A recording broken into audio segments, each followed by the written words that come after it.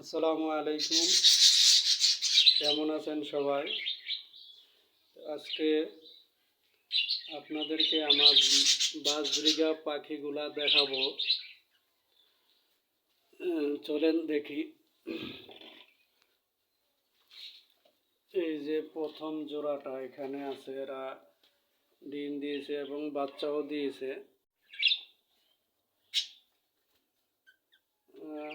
বাচ্চা দেখা যাচ্ছে না ভালো।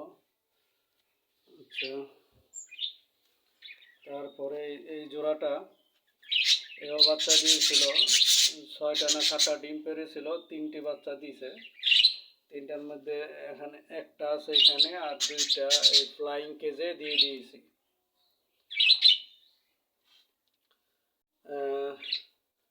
এই যে আমার ফ্লাইং কেজের আরো বাচ্চাগুলো সব একসাথে রাখা হয়েছে, এগুলো আমি সেল করে দিব, কেউ নিতে চাইলে নিতে পারবে। নর নারী কনফার্ম করে দেওয়া হবে। তারপরে এইখানে এক জোড়া আছে, তারপরে এইখানে আছে এক জোড়া, তারপরে এইখানে আছে এক জোড়া, এই পাশে 3 জোড়া আছে। এগুলা নতুন পেয়ার দেওয়া হয়েছে। ইনশাআল্লাহ আশা করি এই মাসের মধ্যে এরা ডিম দিবে।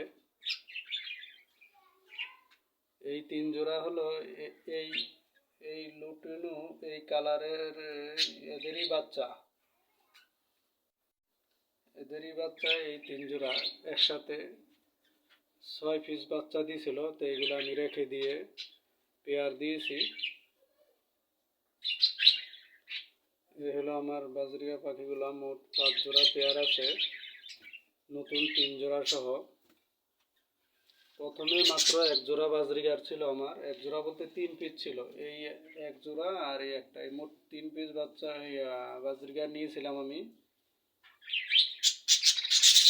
পরবর্তীতে এই জোড়া থেকে একটা বাচ্চা রেখে দিয়ে এটার সাথে জোড়া দেওয়া হয়েছে।